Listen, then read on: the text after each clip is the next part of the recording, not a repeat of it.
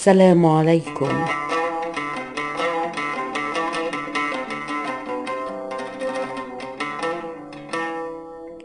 May the divine peace be with you. Amani Shalabi is with you today. Welcome to my podcast, Hidden Jewels of the Qur'an.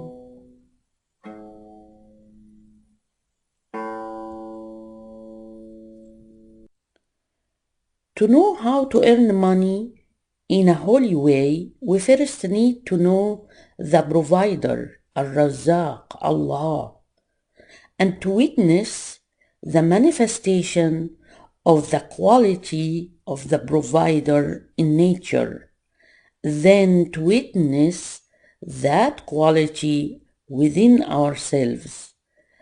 As Allah says in the Quran, we shall show them our signs in the horizons and within themselves. When we know Allah as Al-Razzaq by witnessing His quality, we can start to purify ourselves from the diseases of the lower self or the lower level of perception of consciousness that are usually associated with seeking provision, and only then we will be able to seek provision in the holy way.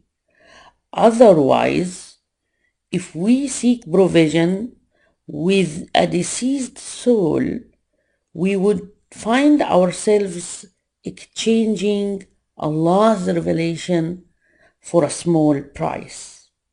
It is not worthy to do that. Allah says in 241, "Don't exchange my revelations for a small price and be conscious of me." Allah also says in 260, "How many a creature there is that does not carry its provision. God provides for them and for you. He is the hearer, the all-knowing." Badi' al-Zaman, a Sufi Gnostic, an Islamic spirituality teacher, said, "Trees are living creatures that need provision. As they are stationary, their needed provisions comes to them. Animals are not provided with food in such a perfect manner because they seek their food impatiently. Fish are fed perfectly and usually become fat, although they are the least intelligent animals, whereas such clever and strong animals as apes and foxes are mostly weak due to insufficient nutrition. This also shows that provision is based on need or destitution, not power or ability. Animal and human infants are fed very well and extraordinarily via their mother's breast milk, the best food and the sweetest gift of mercy's treasury. It is bestowed on them in an unexpected way, out of divine concern for their weakness and incapability. In contrast, wild animals usually have to be content with the scarce food they obtain through tiring effort. This also illustrates how lawful provision is based on impotence and poverty, not intelligence and capability. End of quote. Does Badi' al-Zaman mean we need to be still as trees, or not smart as fish, or helpless as infants, Of course not. He wants us to develop trust in Allah as we witness how each creature is provided for. And whether we become someday old and still, or helpless in some situations, or feeling not so smart at times, we have to still trust that Allah will continue to provide for us. Badi'u Zaman also just wants us to witness the divine quality of the provider in order to understand that Allah provides in accordance to the deepest need of the creature. This is a subtle point. Allah provides for each creature depending on how much He gave the creature of other qualities as well. There is a Sufi tale that may illustrate that point well. It says that Mahmud was a disciple of a Sufi teacher and he did not know how to live his life. He took advice from a Sufi sage. Go into the forest, Mahmud. Learn from the wild. That will give you a life lesson. Mahmud obeyed. In a bush, a fox was laying belly full and well. Yet he has no legs. Mahmud was puzzled. How does that fox manage to eat? How could it be so healthy? Willing to understand, he kept watching silently. After a while, Mahmud saw a bear killing a doe. Noisily devours before abandoning the carcass. Then the fox crept out of the bush up to the prey for nibbling on the leftovers. Victory triumphs Mahmud. This is a lesson very easy to understand.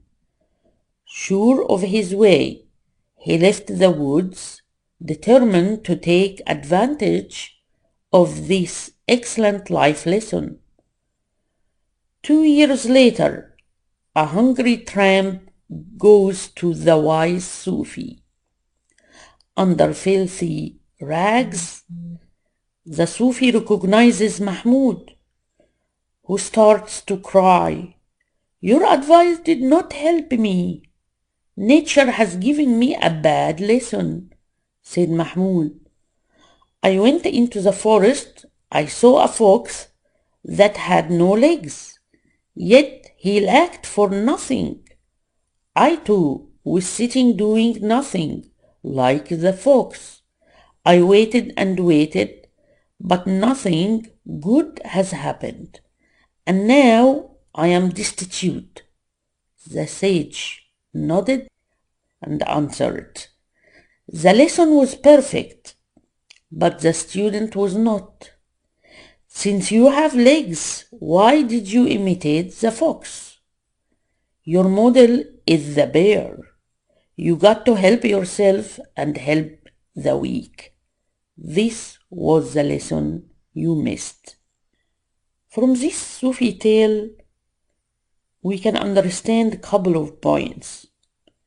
To attract provision, one has to identify his or her deepest need. Not only the outer need, the material need, but the need for the qualities that are behind one's desires. For behind every desire, there is a spiritual need for godly qualities that wants to be known, to be discovered, to manifest, to be expressed. From the Sufi tale, we learn that one must also assess his abilities and act accordingly. Once one purifies one's intention and gains clarity on the motives behind his or her need or desire, one should petition Allah for it, not only through dua, that is supplications or invocations, but also through one's efforts. For effort is petitioning Allah through the tongue of one's states, of one's whole being, and there is no higher form of petitioning than petitioning with one's whole being. For example, when a farmer plants a seed and waters it, he or she is petitioning Allah, especially when they are conscious of the divine gift of being able to farm and of the divine gifts that involve the growth of the seed to become a tree, which is beyond one's hands. That sense of balancing, doing, acting, or becoming Allah's representative, and on the other hand, receiving Allah's gifts, this is the highest form of awareness of reality as it is. Then one has to come to accept the results of one's efforts and prayers, putting one's trust on Allah.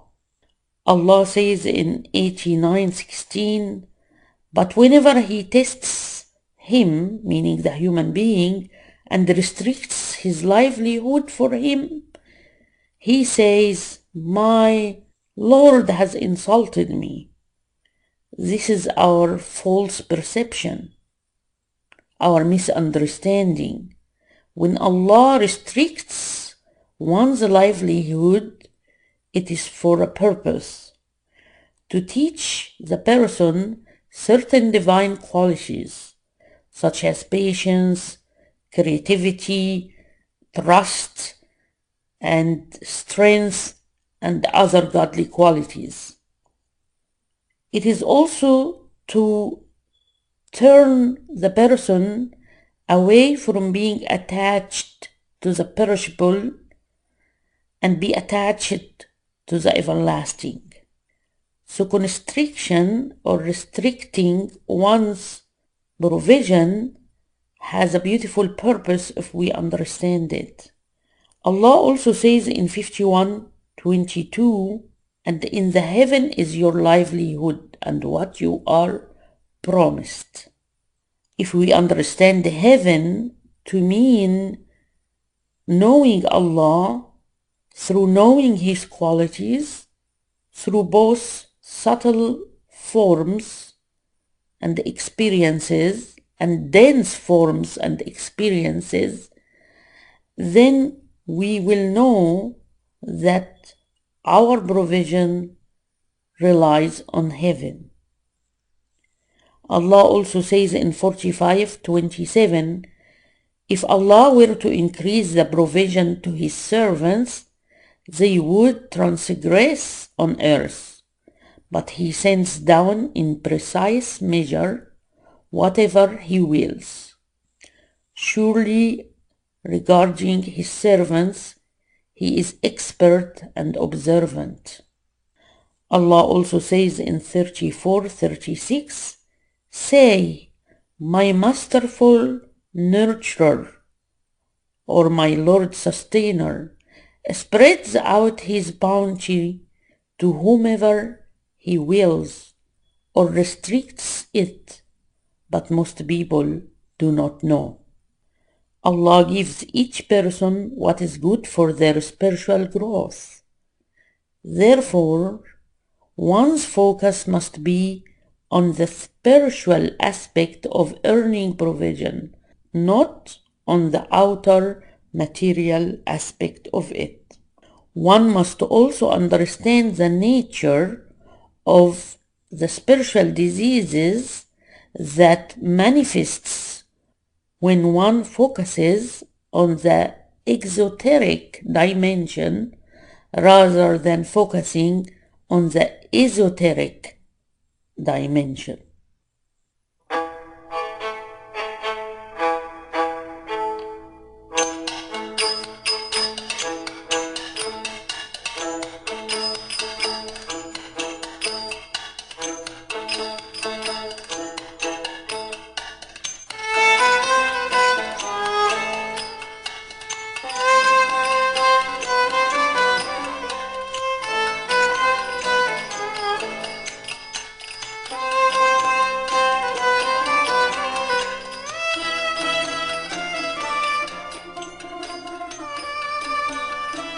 You are listening to Hidden Jewels of the Quran.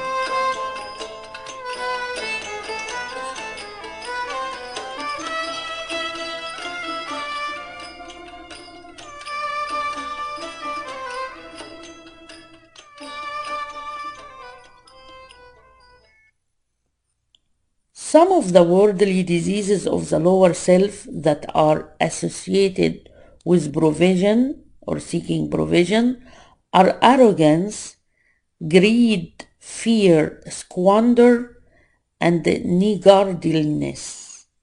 Arrogance comes from comparison and competition, which is from shaitan. It comes from a perception of separation than the perception of unity, which is the reality. We can cure arrogance by contemplating how many people and causes of nature serve us to bring for us a morsel of bread. There is the farmer, the baker, the one who transports the bread to the supermarkets. There is rain, the sun, the soil. We should be grateful for each and every one involved. And if we become that grateful and that aware, arrogance should have no room in our hearts. Gratitude for others and for Allah can help us cure arrogance. We can also contemplate people's beauty and talents and gifts and admire it and learn lessons from their success, such as learning from their patience, creativity, or persistence. We can look at our gifts as well and be grateful for our own talents and value it, and develop healthy self-confidence and self-esteem. Also, to cure arrogance, we can call upon Allah's name, Ya Mu'izz, Ya Mudhill, which means, O Allah, you are the one who exalts and you are the one who humiliates or humbles. Allah says in 67:21, or who is that will provide for you if he withholds his provision, yet they persist in defiance and aversion. If we don't appreciate every one who serves us, we will be lacking knowledge of reality. Sometimes when the farmers protest or the pilot protests or teachers protest, we come to know their value and the value of the service they offer. The people who carry our garbage or clean our places, the artists, the physicians, the engineers, they all offer valuable services. And when we witness that their services come as a manifestation of the provider of provision, of different provisions that Allah is manifesting and offering, then there is no room for arrogance. Allah also says in 51:57, I need no livelihood from them, nor do I need them to feed me. Allah does not need us, but we need Allah. And Allah placed fear in our nature so that we might preserve our life, not ruin it. And we might also discover our need for Him. But He did not give us fear to make life an unbearable burden, full of pain and torment. So when fear becomes painful and tormenting, instead of being helpful tool, protective tool, and the tool to realize our need for Allah, it will turn to become a disease. To cure fear, we have to remember the observation that I started this talk with. When we are in need, Allah will always provide somewhere or another, somehow or another. He provided for us when we were totally helpless within the wombs of our mothers. But He wants us also to experience being His representative, being the provider. And that's why He allows us to seek provision, to earn our provision, and to offer or provide for others some sort of service. But we have to realize that even if it is our last moment in life, we can rest assured that Allah will take our souls softly and gently as when we fall asleep, and that we will meet our beloved sustainer, our masterful nurturer, who will provide for us. He will provide for us forgiveness, mercy, and love. We have to understand that we can learn about the quality of the provider by receiving provision and representing the provider, by giving and taking, and by being grateful for both experiences. Calling upon Allah's name, Ya Mu'min and Ya Qawi, can dispel our fear. Greed is another disease that can come with seeking provision. Greed leads to a sense of deprivation and poverty and humiliation. Greed reduces the value of what we have, no matter how big or how abundant what we have. A greedy person lives under stress and misery. Those who obtain their provision with unlawful means often lives under tremendous fear and stress. To remember that we shall not take a penny with us when we leave this world can help cure our greed. So remembering death is a cure.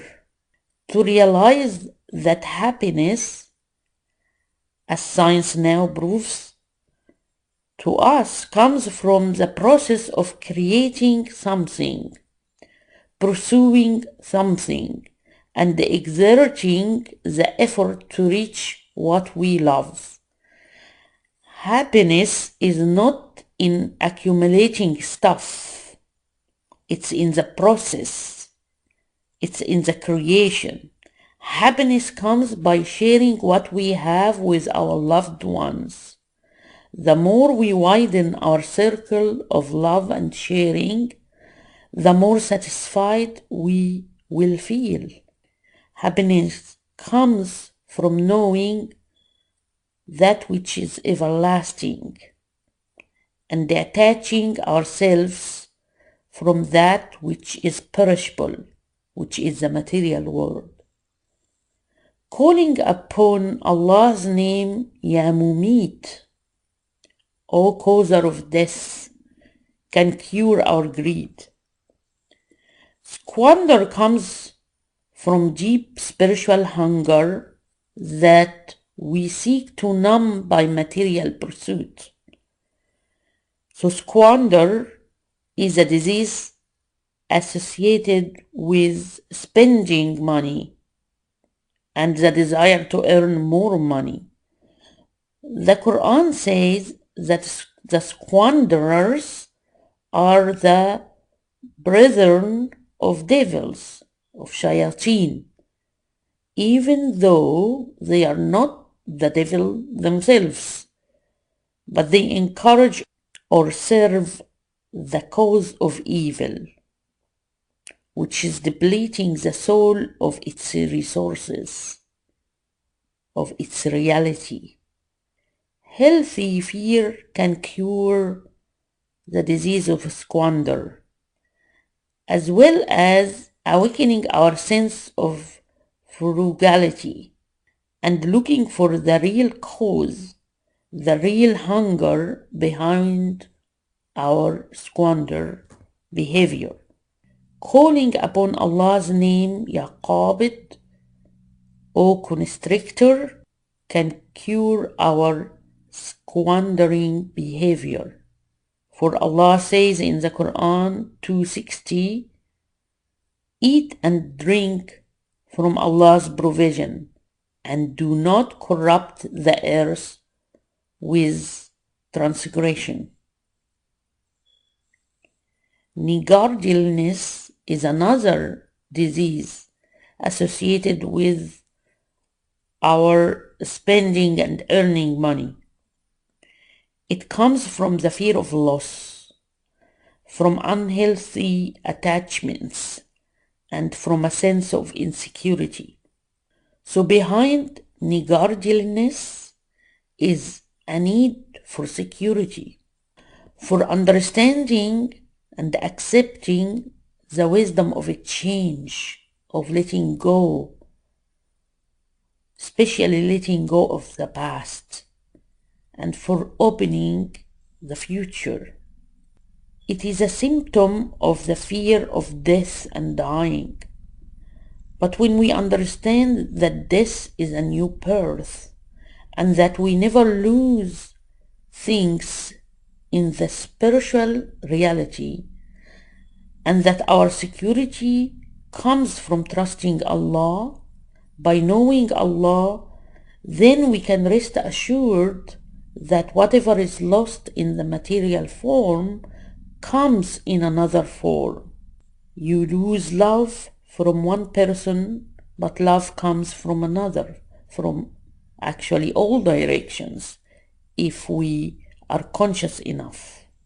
Things, material things, should enrich us inside by the way we deal with it. As we experience them and as they perish, new things come from which we can continue our learning. Calling upon Allah's name, Ya Kareem, Ya Hafiz, O generous, O protector, will help cure niggardliness. Allah says in 62:11, yet whenever they come across some business or some entertainment, they scramble towards it and leave you standing, leave the Prophet standing. Say, what is with God is better than entertainment and business, and God is the best of providers.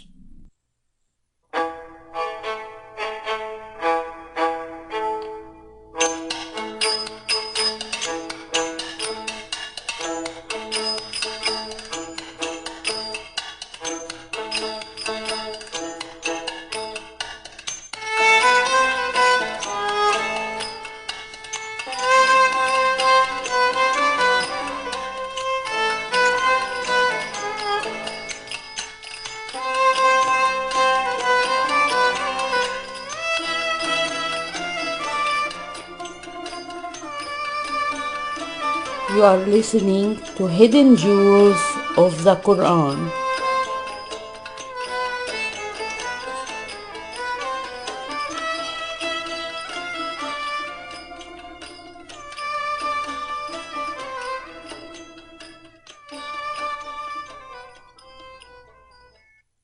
There is no need to belittle oneself, since Allah is the provider, the generous, and the responder. Al-Razzaq, Al-Kareem, Al-Mujib. Being frugal, wisely putting the money where it should be, not out of fear of niggardliness, And with a sense of contentment and gratitude for the experience, one can feel he or she has enough provision. One can also learn from one's mistakes and adjust one's behavior and views and gain godly qualities and become more aware, know himself or herself, knows himself or herself, and so knows his or her masterful nurturer, Ar-Rabb, Ar-Razzaq, the provider. Allah says in 45:5, and in the alteration of night and day, and in the sustenance Allah sends down from heaven, with which He revives the earth after its death, and in the circulation of the winds, are marvels for people who reason. This is an allusion to how we should accept alteration in our provision and how we should witness heaven or our inner spiritual dimension and see the circulation of the winds of the divine qualities. Then we will see the marvel of it all. Only Allah is constant and unchangeable. And when we hold on things or people, we will be disappointed. Things change, perish, and people change and passes away or separate from us. Experiences change, and we too should change accordingly.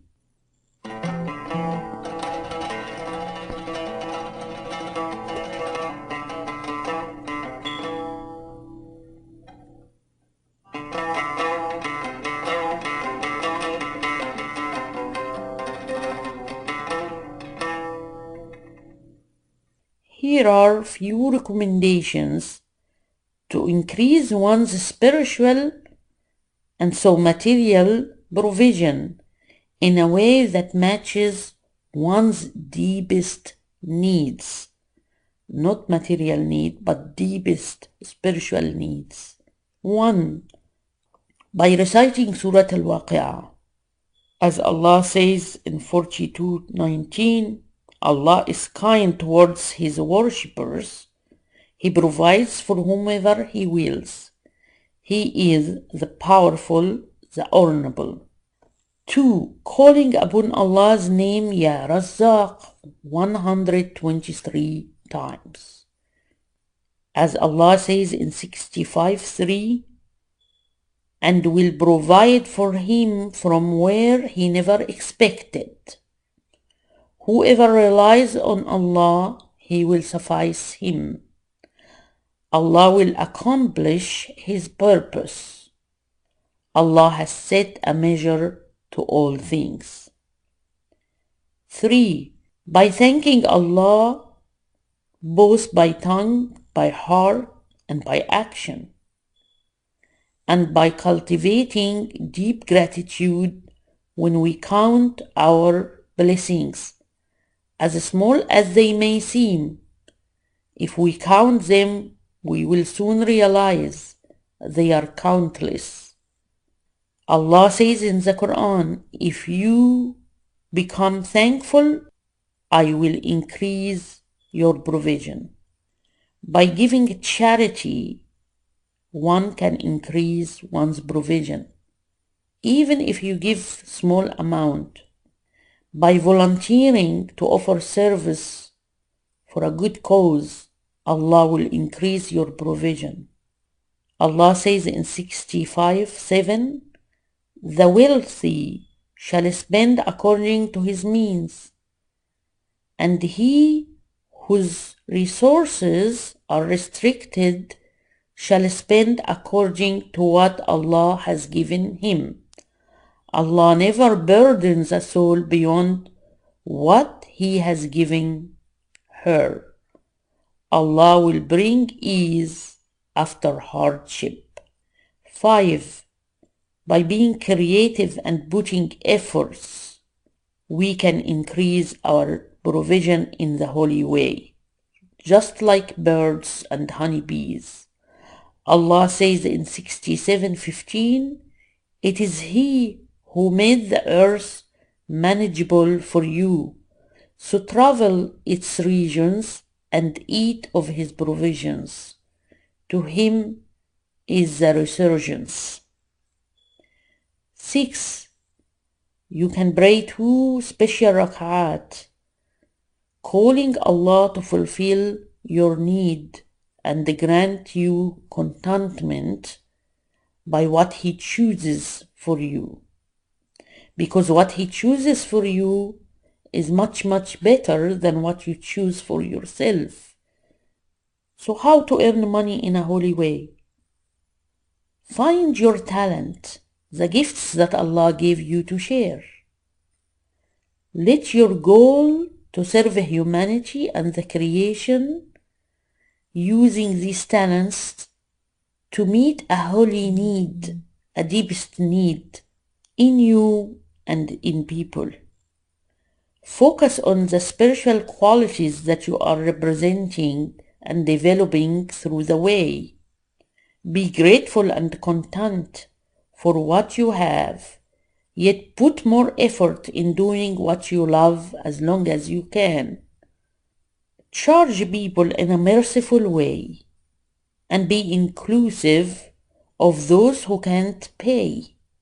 If you are a physician, make a day to serve for free. If you are a farmer, give a portion of what you cultivate for the poor.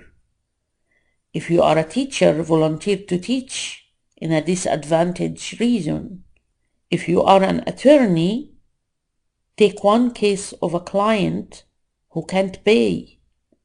Whatever you are doing, be inclusive of those who cannot afford to have your service. Finally, there is a Sufi tale that I would love to share with you, which teaches us how to be content and grateful no matter what comes our way. It says, one day in late summer, an old farmer was working in his field with his old sick horse. The farmer felt compassion for the horse and desired to lift its burden. So he left his horse loose to go the mountains and live out the rest of its life. Soon after, neighbors from the nearby village visited, offering their condolence and said, "What a shame! Now your only horse is gone. How unfortunate you are! You must be very sad. How will you live, work the land, and prosper?"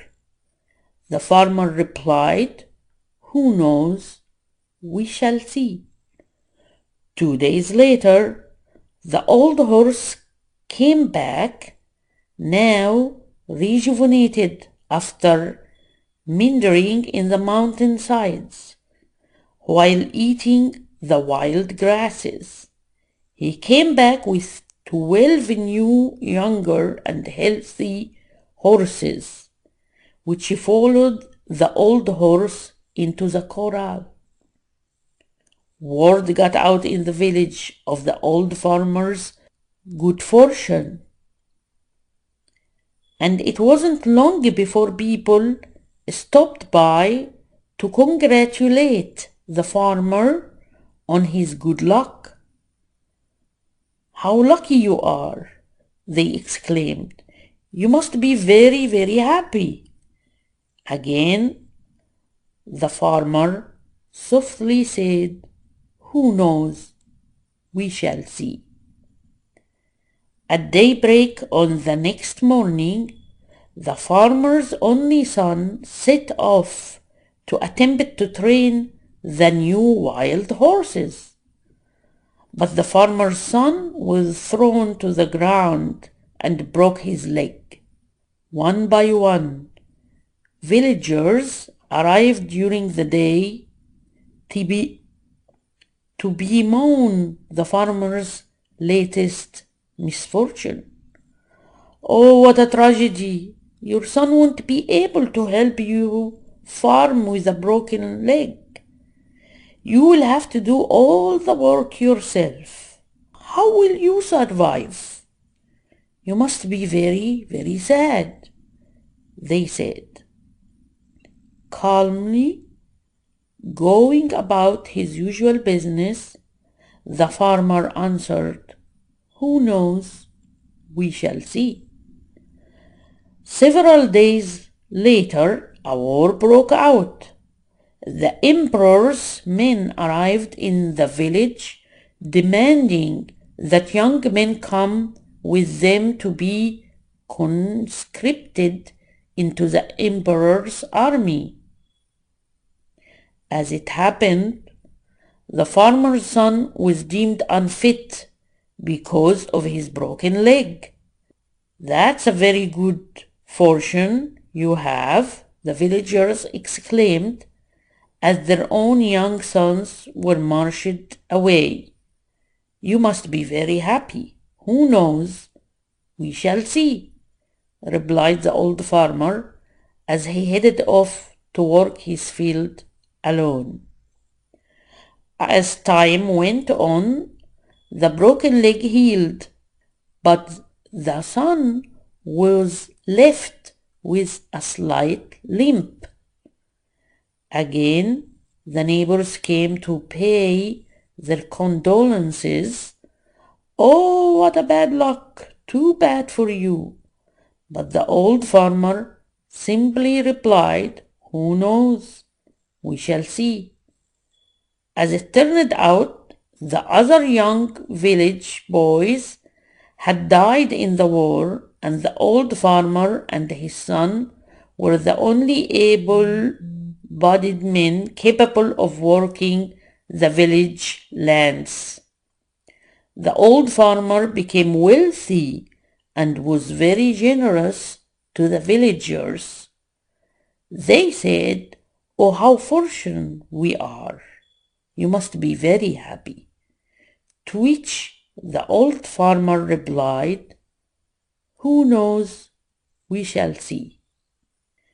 Allah says in 35:29, "Those who recite the book of Allah and perform the prayer and spend of what we have provided for them secretly and publicly expect a trade that will not fail."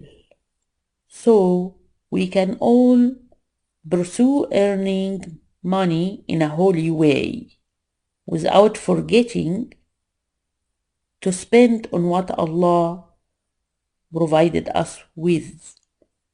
Let it be knowledge or creativity or any other talent or gift that Allah granted for us. Allah asks us to spend of these gifts secretly and publicly, and only then our trade will not fail.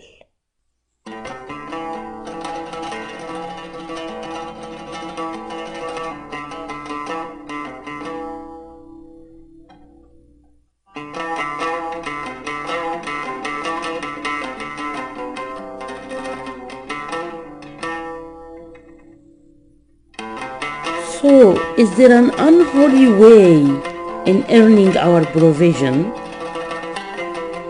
Join me in the next episode of Hidden Jewels of the Holy Qur'an, and we shall see.